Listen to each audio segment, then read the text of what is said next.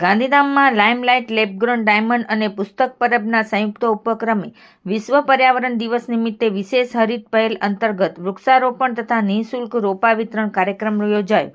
સાથે સાથે પુસ્તક પરબ દ્વારા દર મહિનાના પ્રથમ રવિવારે યોજાતા કાર્યક્રમમાં 1788 જેટલા પુસ્તકોનું આદાન પ્રદાન કરાયું. કચ્છના આર્થિક પાટનગર ગાંધીધામમાં સાહિત્ય ક્ષેત્રે પણ વિવિધ સંસ્થાઓ કાર્યરત છે, જેમાં પુસ્તક પરબ દ્વારા દર મહિનાના પહેલા રવિવારે પુસ્તકના આદાન પ્રદાન માટે કાર્યક્રમ યોજવામાં આવે છે. ગત રોજ 1788 પુસ્તકનું આદાન પ્રદાન કરવામાં આવ્યું હતું. સંસ્થાની પ્રવૃત્તિને બિરદાવવા માટે મનપાના મેયર દિવ્યાબેન નાથાણીએ પણ મુલાકાત લઈ જરૂરી સહયોગની ખાતરી આપી હતી. પુસ્તક પરબ દ્વારા શરૂ કરવામાં આવેલા આ સાહિત્યિક અભિયાનને પુસ્તક પ્રેમીઓ દ્વારા સારો પ્રતિસાદ આપવામાં આવી રહ્યો છે.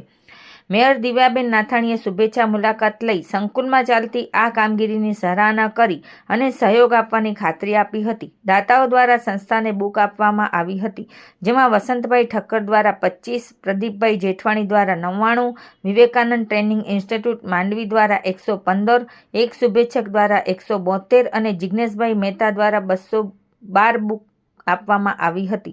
દાતા અને પુસ્તક પ્રેમીઓના સંસ્થાના સતીશભાઈ મોતા, સુરેશભાઈ લાલવાણીએ આભાર વ્યક્ત કર્યો હતો.